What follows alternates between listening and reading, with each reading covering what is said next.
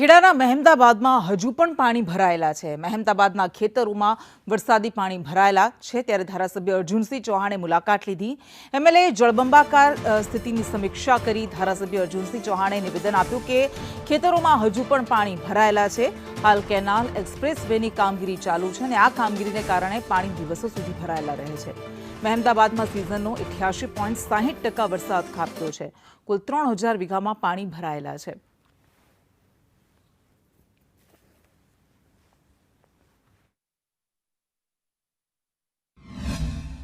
પાણી ભરાવાથી ખેતીને બહુ મોટું નુકસાન છે। કુલ મળીને નાની જમીન છે।